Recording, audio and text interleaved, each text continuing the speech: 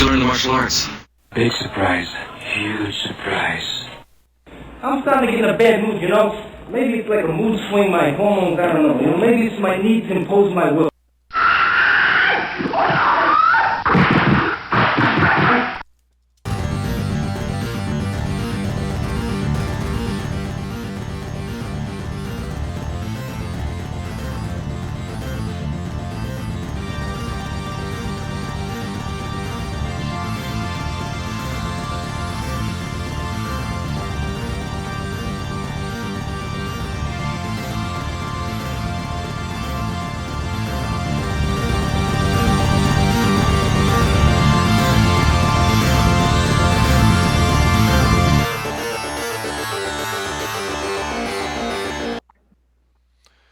Good evening. You're listening live to Kickin' It, a Xtreme movie show production. I'm your host, Rob, broadcasting live from the Pine Hills Palace in the studios in my underground bunker just west of Orlando, Florida. And tonight, I've got the real Dr. V with me. Doctor, how are you?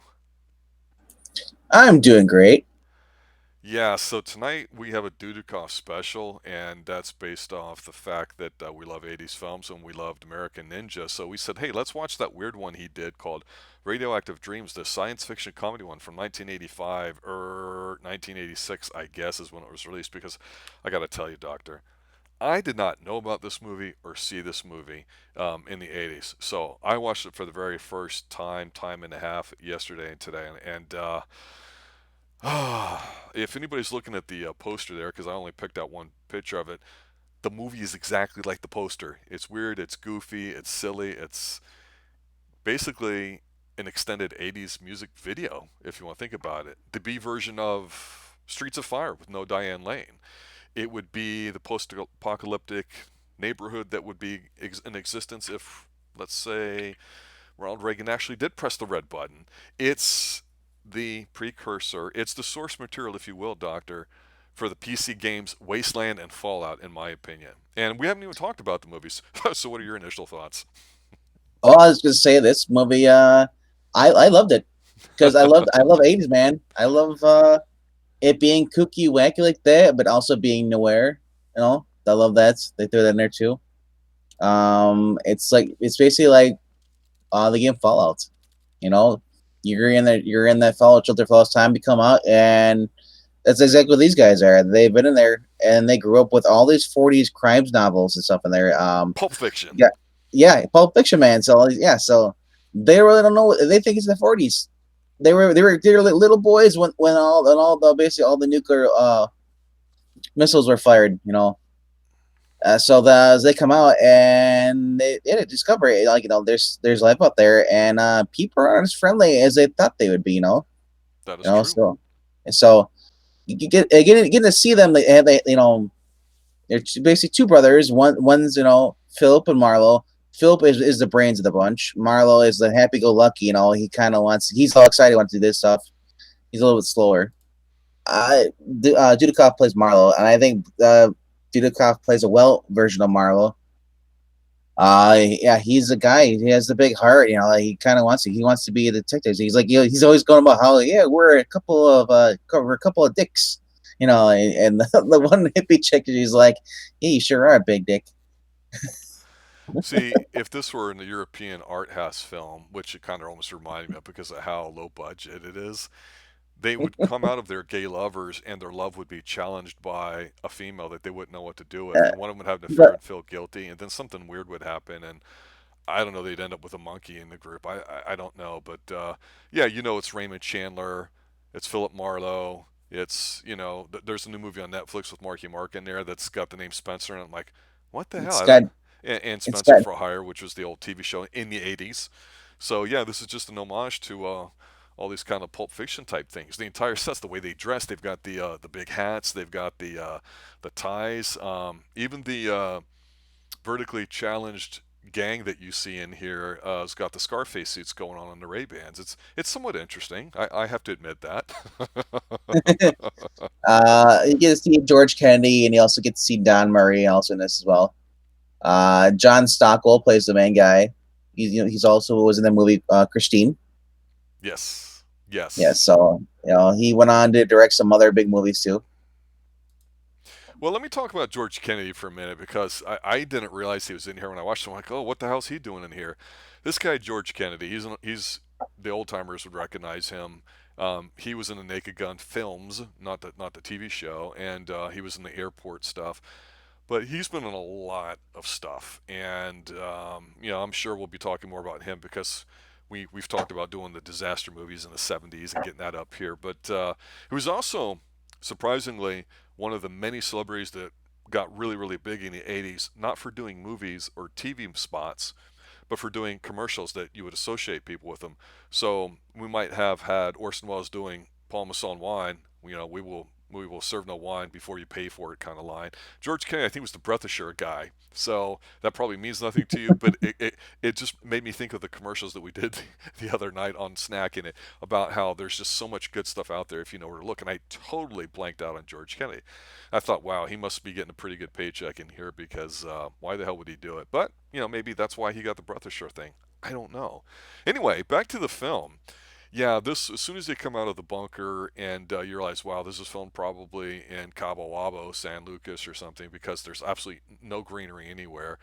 Um, I have to tell you, this is totally '80s. The chicks that they meet, the blonde and the brunette, Hmm. um, a lot of women were dressed like that. And if you don't know what I'm talking about, just you got to go see it. And so I really was hoping for the trifecta that they'd get a redhead, but of course they don't. So anyway, I think this movie's kind of it is goofy. It's not a science fiction movie. I know it says it is, but it's really not. It's a comedy film, and it's supposed to be silly and goofy. And I think for as bad as the script is, I thought the two guys had some pretty good chemistry actually too, which you have Uh, to have in a comedy. not You know what I only mean? not only be comedy stuff, you get the '80s music by Sue Sad. Uh, she was from a new wave band that was also she basically you listen to herself. She kind of sounds kind of like a Pat Benatar almost a little bit. Uh, Yeah, yeah. the name's not overly familiar. Like she was a huge thing, but she did Looker, which was a great movie I had talked about in the early '80s. But she's got that massive vibrato warble in her voice electronically that she's got. And I'm a big Yep. Johnny Mathis fan, but my God, this woman, I'm like, are you overdoing it? Are you breaking your voice? The soundtrack is great. It's very '80s, totally. Just listening to it, you'd have the stuff and a lot of things. It's a good call there. Fantastic music. This is also a movie that was released at a budget with a budget of $3 million and actually gained money. It went up to $7 million. Yeah. So it was a success. It had a limited release in the United States. I currently looked it up to see if it was because if it was on DVD or anything. Never got a DVD release. It was available on VHS and Laserdisc. And I saw Amazon was trying to sell me the VHS for $40. You Uh, know, Shout Factory's put out a lot of older stuff, and I don't know with some of these smaller '80s films if they'll do it. We had talked about the other night with American Ninja being a canon classic, like with Chuck Norris, and this one mhm. has Dudikoff. This one was by the De Laurentiis Group, DEG, the entertainment group. Dino De Laurentiis was involved in a lot of really good stuff in the '80s, particularly Conan, but other things too. So the fact that this made some money, but it's not on something, makes me think there's a rights issue or something because the interest that like people like yourself and younger people have in the '80s. This movie by no means is an A movie. It's a B-level movie at best. It would be like a late night Oh HBO yeah. type film, but it's very '80ish. If you want to get a sense of what an '80ish film is like, go watch this. Go listen to it. I mean, it's perfectly. Like I say, it's an extended music video, which was huge back then. Not so much these days. Yeah. So why don't you talk a little about the car they're driving? Because you're the car guy. Let's move this movie along. I just know as it wasn't a Cadillac. I don't know what it was. It was convertible. So I know. Don't really know what kind of car as far as model, but I know that they lose their door easily, which that was weird. Yeah, so Got these basically, they're in the world trying to find their father. or who they believe are their fathers. Because it shows that starts off at the very beginning of this movie. There are two kids playing outside. One's in a tree. One's on the grass. And all of a sudden, this you hear this giant flash, and like obviously must be a mushroom cloud, which you see later on, 2 seconds later. there's two guys standing there, like, at the edge of this bunker, like, because the first part the gong goes up, they're like, oh yeah, look at this, we can stay. There's enough here last year for weeks and all this stuff. So I don't know if they just stumbled upon this, or was it something they built themselves, shelter. But the two men in there obviously must be either police officers or crooks or whatever. But they had two kids there, and they took the kids and they were there, and brought them inside. Of course, the kid that was in the tree fells out. So I don't know if that was Marlo, and maybe he hit his head, and or maybe he always was a little bit special. But yeah, they basically said it basically starts. It says like every single it was in 1996, every single nuclear warhead that was on the Earth all went off at the same time. Yeah, No, so they're so yeah, debating that Reagan pressed the red button because, Ronald Reagan used to joke about it, and people went into a yeah. panic about it, and he always had a sense of humor, and people didn't like it. Obviously he's not going to do it, but they were questioning his mental So acumen at the time, and so there's one bomb left, which means it's obviously going to be a plot point. yeah, they're saying this all happened in 1996 during Clinton's reign. Clinton was president at this time. Well, of course, it takes place in this movie is from 1986, so they don't know who the president is. But so then, like 15 years later, in 2010 is when the rest of the movie takes place. It's supposed to go like a Fallout, the game, Wasteland. You get all your different creatures. You get your mutants. You got then you get this weird is that you have different little cults. You have the greasers, Yes. up to the 50s, and then you have your hippies. And then you're supposed to like your mutants, people, and then so there's even a giant rat that appears in this whole entire movie too. Don't And forget to talk about my favorite part of this movie, not the bubblegum gang because that's from Hostel, but the children army, the disco mutants.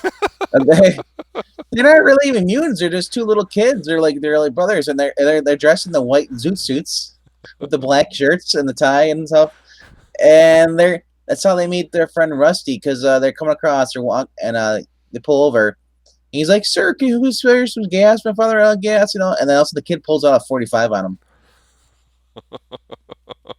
But they have the blonde, I think, in tow at this point, right? The blonde already left. She Okay. kissed Marlo, like made out with him, and Grant Blue stole his ball. gun out of his pocket. Yeah, and him being Marlo is like, "Wow, look, I just got kissed." Philip's like, "Yeah, I don't, don't sweat it, whatever. It's not a big deal." 15 years in a bunker with my brother. You kiss me and you tell me it's no big deal. I'm dying over here. Woman kissed me. It's like, oh, it's great. So yeah, Uh, they end up in that like 3 building post-apocalyptic town, and I think they call it Edge City yeah, because the building's on the edge of the city. I mean, yeah. it's not really smart. Oh Uh, no, I'm starting to lose it.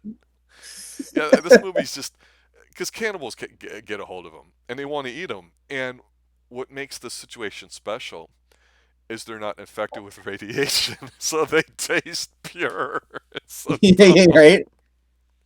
Because the one brother Philip, everybody wants the keys that they have, because they had some of the keys that this was lady Miles Archer, who when they kissed Marlo in the beginning of the car. She dropped the warhead keys. These two keys are apparently left to the remaining silo of a missile that hasn't been fired, and so everybody's quarreling over it as far as whoever gets that gets control. You know, You got uh, bespoke. You got the thing is Zeus. the thing of these people though are stupid. They don't really understand how it works. But how the warhead. They just know they need keys, and never did they really show where you'd put the keys. There was never like a silo base or anything like stuff, So it was just, but yeah, they come the two little midget guys. They haul them up. That's where they meet Rusty. Rusty is this hippie chick, who basically she doesn't really trust him. Philip, the older brother, the more smarter one, he basically starts to have feelings for her, and he think she takes them back to their little spot in Edge City. She takes off his shirt and she takes off. He's like, "What are you doing?" And he's all nervous. Like, obviously, think they're gonna have sex. She then notices she handcuffs him to a table, and he's like, "Okay, whatever." And then she handcuffs the other one. He's like, "What?" And then say the cannibals, they like come in there like they want the keys, but they're like, he's like, well, okay, I'll give you the keys, but let me go. I like, and she's like, sure, we'll let you go. And they're gonna either gonna eat him regardless. But he managed. What's funny thing is he manages to outsmart them. He's like, I'll tell you where the keys are if you let me go. And the brother's like, okay, sure, lets him up.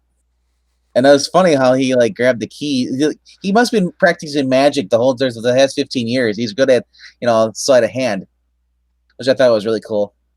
You know, Yeah, it's at this point in the movie, I'm watching, just shaking my head, going, "God, this is so silly." And it's okay because you check your brain watching it, and the '80s served up a lot of good nonsense. But it's not one of those movies that you go, "Oh, it's a great movie, it's a fun movie," and then you think about it, you go, "No, it's really not." Well, why does everybody say it's funny? This movie is just kind of, like I say, nonsensical. I mean, it's got such a thin plot, but you know what's going on, and you know the two bros kind of got they, they're very different. You know, like you said, one's like the brain, one's like the not brawn, but like the emotional, the id and the ego, I guess if you want to call it that. So one's got a little bit of resentment with the other one, and they got the girls involved. And of course, because it's an 80s film, you assume that someone's going to end up with a woman, which is what I'm looking for. And I thought, well, there's two women, there's two bros, they're going to get their pick of the litter. You know what I'm saying? right? So I'm waiting to see whether or not that happens, but we have to get through this little cannibal situation first, which is really the hardest part of the movie. Oh no, cannibals! What am I gonna do? I'll use my David Copperfield magic. It smart to me. So yeah. So and while they're trying to escape, they come across this greaser guy who basically they got into earlier for it. And he's like, "Oh, I hope you guys know." He's like, "I'm working for Miles," The which I still man. is weird. Yeah, yeah, it's a woman. This is a greaser guy. He's like, "I'll help you escape and all that stuff," and then he's like, "I just want the keys." He lied and stuff, Hmm. and like so they get to the point where they don't can't trust anybody, and both of them are basically have no clothes on. Well, they have like they're on their skivvies. They have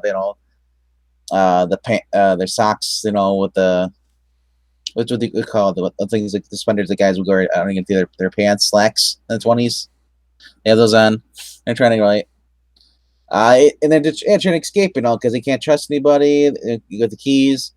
Uh, they're running away, and Milo gets separated. And that's where he falls and thing. Also, he discovers the giant rat in the sewer thing. And whenever Marlo, whenever he gets scared, he screams like a freaking girl, high pitch. I love it. So it's like for David, and I think Milo Dudikoff was the perfect choice for that. Remember, this is all his first acting gig. Yes, this movie just didn't He, come out stateside till after American Ninja. So after seeing yeah. American Ninja and watching this, I'm going, really? So, and John Stockwell does pretty good. He narrates, just like a detective Yep, because story you have to throughout have the the movie. voiceover in a detective film. You're absolutely right. Um, I thought Rusty here was actually pretty good. Displaying her role. She's the person, and then she betrays a love interest. And he like and Damn evil women.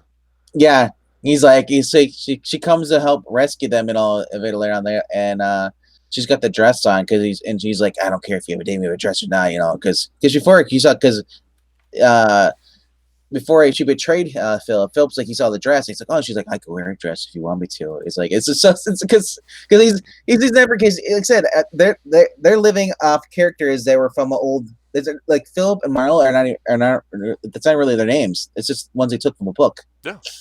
They never had so they're going off what they read in these books about these adventures of these detectives. So they really don't know what to expect. They've only had their brother and they have all this 40. So It's kind of like that though, in some of if you've read some of the old classic stuff, the Hammer yeah, stuff and everything, you can't trust women, specifically blondes. Particularly, there's always one like that. So whenever there's a blonde in these old black and white classic movies, we would always say, hey, that's the one you got to watch out for, but don't trust any woman.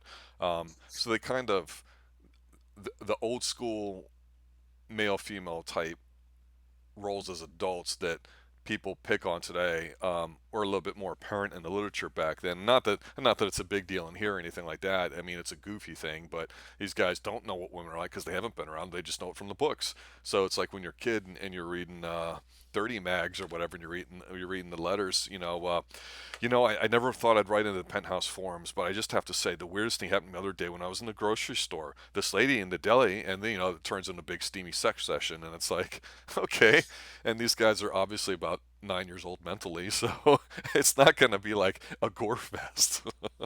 Yeah, so as they're trying to run away from escape the city, they run into Rusty. Like I said, like she followed him, and like and then she's attacked by child gangsters. And then next because before this, they discovered, overheard, these child gangsters are working for these two look like reptile mutants, or they're not sure who they are, but they're like, you assume they're bad guys, and they want the keys and stuff. The And the kids from like, Fraggle Rock. these look more like the lizard people from Doctor Who. The man lizards. But anyway, so as she gets held up, and again because they had found some nice suits, and he's like, oh, these are zoot suits, like the old gangster suits. They get the because before they had normal suits on, but this is like the super power suits. When the superhero gets his costume upgrade, kind of like in Super Mario Brothers when they got the jet boots. But no, this is so she's Rusty's being held up, and all of a sudden these two guys, the little kids, their hands, the guns get shot in their hands. They're holding their hands. They go, it's just so cheesy effects. They're like ting ting. It's like, what the heck? Because it's low budget. And it's supposed to be large budget. It's supposed to be like a funny thing. And out of the fog and mist, you see them come out, and he's like, and they run away and stuff. Phillips has got the suit coat over his shoulder, slung on his old shoulder, like the old gangsters. Mm-hmm. They got the head on and everything. They both got the guns at their hips, or you call the rods, back in the day. Yeah, and it's like with the suits, I'm like, okay, this is cool. Everyone likes the gangster suit, the detective suit, and the hat and everything. I don't know if I could take anything out of here and compare it to like the tracksuit specials we'd see in a Chuck Norris film, or other really awesome things. But it's like, when they basically got down to their skivvies, I thought, what would make this such a setup of the '80s is if they wore cod pieces like Cameo did, who was this funk jazz type musician back in the days, who did like Word Up, which is a big Cherry Coke commercial, which we didn't talk about, and Cameosis, and She's Strange, and a few other hits. But it didn't go that silly. They tried to keep it 80s. No. White bread, simple. These are like your Dick Tracy suits. Yep. Also. Yep. So Rusty runs over to Phillips and tries to apologize to him, and he's like, you know what? That was a million years ago, and I got short memory. In fact, I don't remember who you are. And then he walks away from her, and she's all crying. She's in the white dress, He's like, I'm sorry. She's like, you don't know what it is. He just kind of walks away from her. And then because they're like, she's like, you can't go. They're gonna kill you. He's like, whatever. He's like, it's like, and so him and Marlo, that they go into this warehouse. It's like their plan is like, it's gonna be dark in there. They're gonna get everybody who wants the keys come in there. They're all gonna shoot themselves, and they're gonna come in, at the end, and just kind of walk away. It's Code of Silence. Yeah, it is.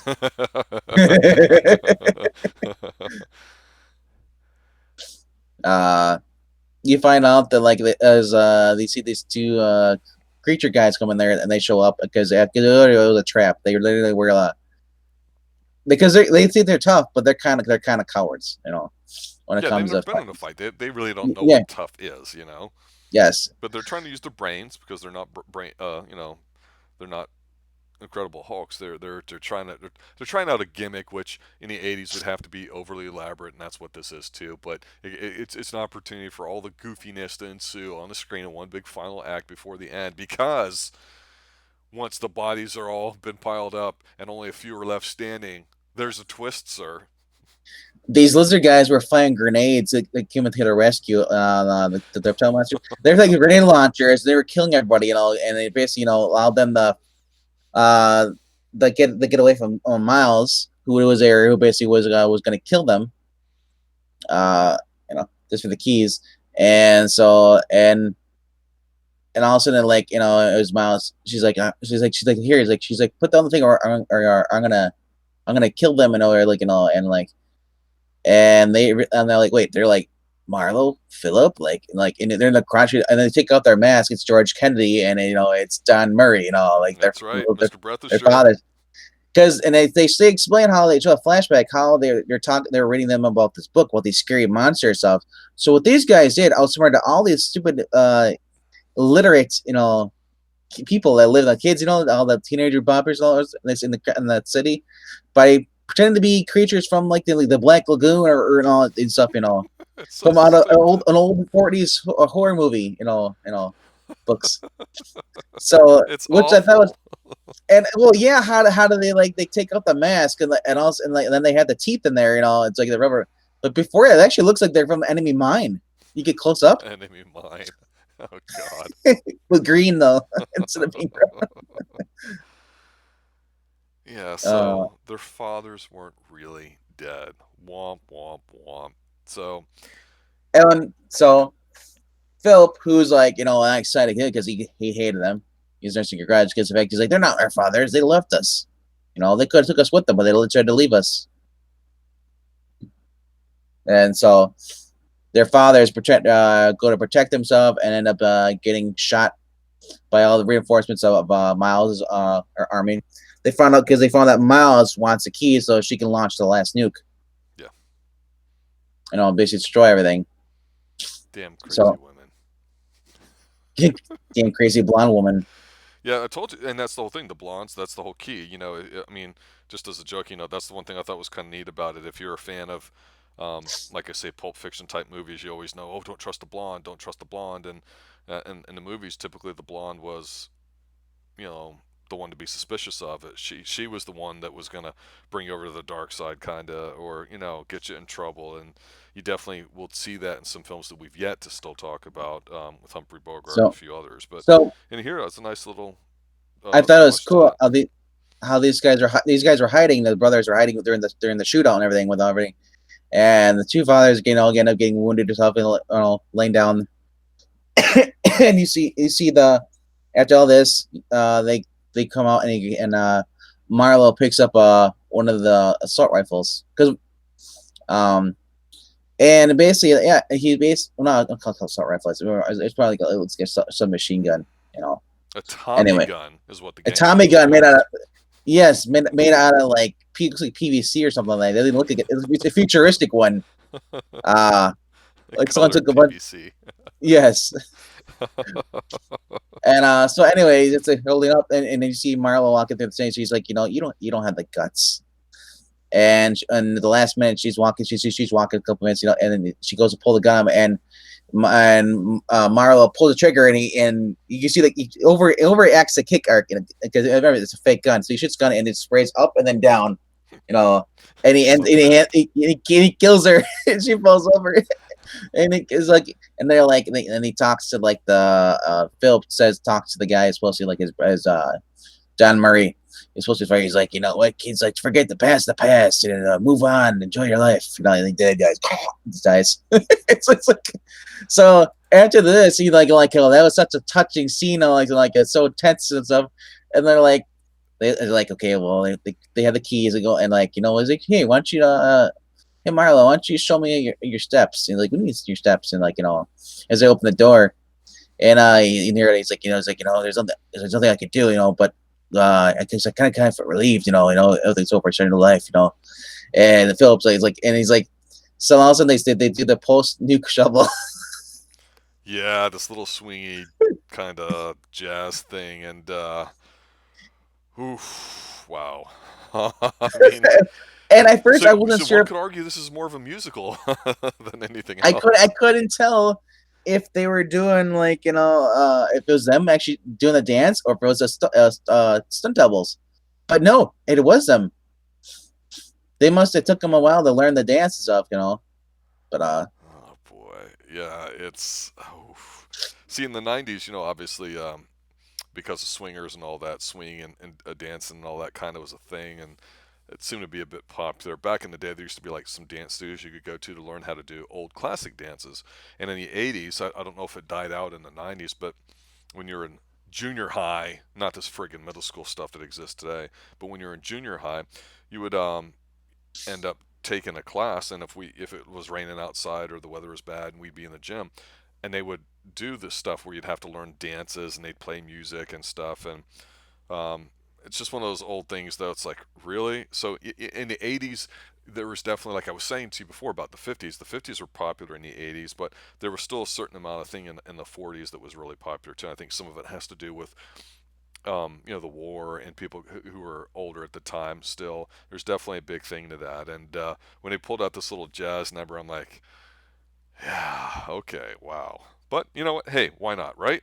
I mean, they do it in Ferris Bueller, and everyone's like, "Oh, that's a great scene. It's incredible." I'm like, "Yeah, okay, if you like that." But that's the 80s. You'd start off with a little something, it would snowball, and you're like, "Oh my God, they're really gonna do that." So I appreciate the outrageousness of what they would do with that because they're not trying to be, you know, serious. They're not trying to be whatever. It's just a dumb, goofy 80s thing, and it's something that you would watch late at night when nothing else is on, and you would end up having a somewhat decent time watching it, even though it's not the greatest film in the world. It's goofy. It's like I say, it's like the sea level type movie that you'd see. It's It's obviously Dudikoff's really not a name at this point, but I mean it is what it is, and it's an 80s film, and I'm trying to think of like something today that would compare to it, like a lighthearted goofy thing that's okay but kind of outrageous, and I don't know if we have that. So that's the thing that struck me about it too. As bad of a movie as it is, it's still somewhat watchable as far as being badly entertaining. and cinematography is done by Charles Minsky. He's best known for Pretty Woman, Richard Gere movie.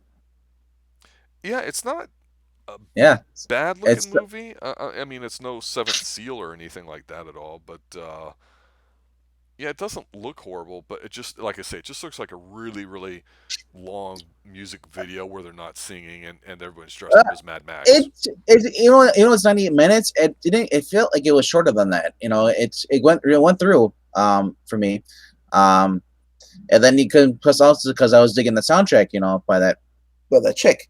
Yeah, So it was like he's and the way this woman's singing, she's singing kind of like the whole how Pat Benatar does. Just kind of just belts out everything, it's a hip, like a rock slash pop, music, going through here.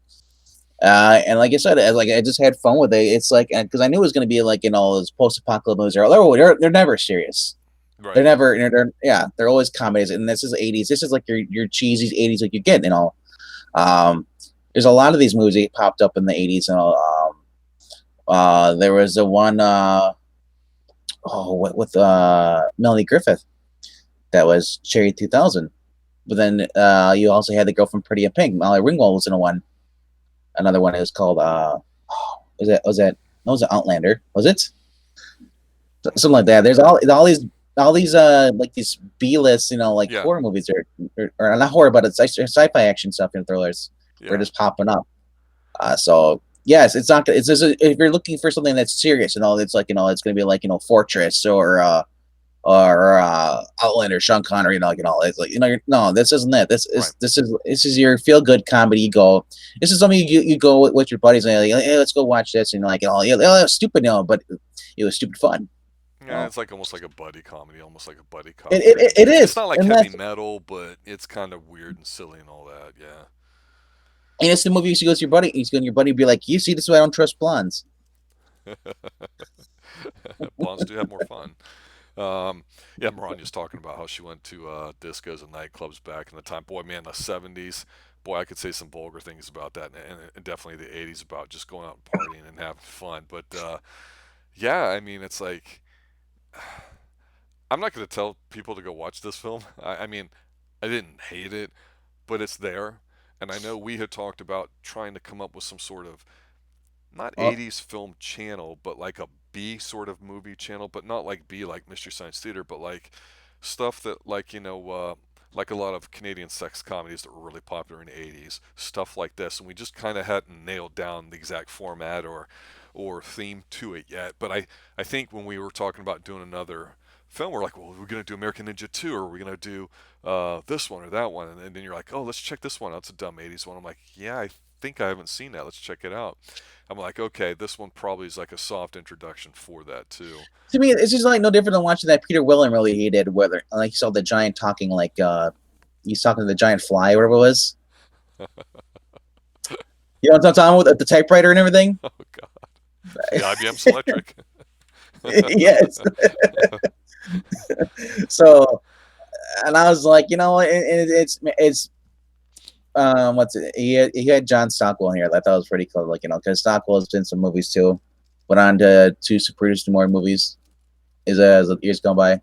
But I knew it was gonna be. It's just gonna be. It's gonna be. It's gonna have a great soundtrack and this be like, you know, really corny. You know, it's like, you know, but that's what the '80s was, man. These are feel good movies. You know, you if you were looking for serious movies, yeah, there were dramas were out there. You had the action movies, but even the most action movies were just cheese. You know, these are your cheesecake movies.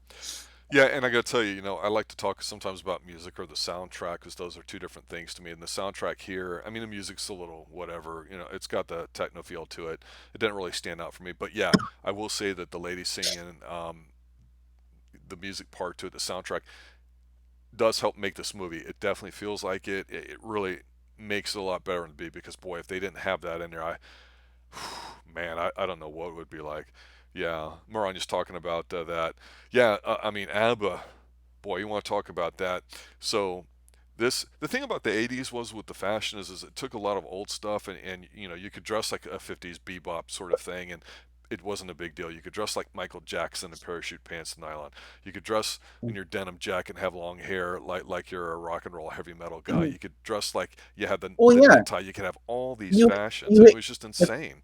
you had yeah you had your people who still were into the '50s and stuff, you know, '60s stuff. Uh, the '80s was your last of all the whole melting pot and stuff, you know, as far as cultures and stuff. The way you could dress. By the '90s, it became all like denim, grunge and stuff, you know. Yeah. Uh, no one was really into the whole greaser stuff anymore. Like, you know, um, yeah, Well, yeah. I was gonna say I was, Maron just talking about disco in the '80s and all that, and the last thing I want to say about this movie, other than if you want something a little goofy and brainless, go ahead and watch it. But yeah, with ABBA, oh my God, this reminds me in the '70s and '80s because roller skating was a thing. You'd put on your corduroys and your pink silk shirt, and you'd go out here in Pine Hills. I'm trying to think of the name of the place. It was right down the road next to where Englentine had one of his first jobs, working in the movie theater over here in Pine Hills. And boy, it was a big deal with the disco ball and then the dance floor. And, all the girls would be standing on one side and all the guys would be going around. You go around in a circle and you'd see something. And listening to the music in this movie, the soundtrack, the lady singing it, it reminds me of being in a disco. That and ABBA and just, real female type vocals and female vocalists were really appreciated a lot in the '80s. You mentioned Pat Benatar earlier, but mhm. of course Olivia Newton-John, one of my earliest crushes. She was huge and she's fantastic. And so you had a lot of like girl bands that would start to actually stick out and music groups. You had Annie Lennox of the Eurythmics that was really popular, and they're still going, or at least she is. So again, this movie just kind of hints and teases you a little bit about what the '80s is really like, even though it's not that great of a film. And for that alone, Yeah, it's like a sugar high. You watch it, you'll probably never watch it again, but while you're it's watching it, it's probably going to taste pretty good. it's got a little bit of a cult following going outside the United States, and this recently, you know, it's a 2000. It said I'm looking at the Wikipedia for this thing, you know, which just said, and it was the last time I was up there was 2017, but they said like, you know, uh, it's being released, you know, just like, you know, you go to these, if you go to these old theaters, you know, people bring in it's now an 8 millimeter, you know, watch it go. It's not as popular as, you know, Rock and Horror Picture Show, but uh, in Italy and Germany and, like, you know, the people have been releasing this stuff. Um, originally only came out in September of '86, you know, and grossing only $220,000 at the box office. Yeah. But it later would go on, just to keep making more and more money, you know. So like I said, it's up to you. It's like if you're looking for like a goof off movie, you know, to watch, you know, something you can laugh, you know, or you can just say like, you know, that's stupid, you know, but it's kind of cool, you know, just like your old '80s post apocalypse stuff, you know. That's what I always love. You know, watch anything from the '80s, and they show a post what the world's gonna look like post-apocalyptic, and it's like, I love looking at the date. It's like, well, that happened like 10 years ago, or that it's like, Yeah. I mean, it's just somebody's their idea of what the world will look like after nuclear fallout. And it's I was expecting to be giant bugs. They're playing the Fallout game. I was like, where are the giant everything? I'm like, oh, there's a giant rat. And what's funny is one of the little gangster kid gets eaten by the rat. Well, look, I'm not one to judge when it comes to how people live their lives or whatever. I mean, to each their own. I'm a pretty clean cut, straight laced guy. I'm not. I don't really drink. I don't really do drugs. I don't care if people do really, but I do know that starting to go into the '80s to some of the art houses, outside of Pine Hills, and learning that experience, the Rocky Horror that was picking up on midnight movies.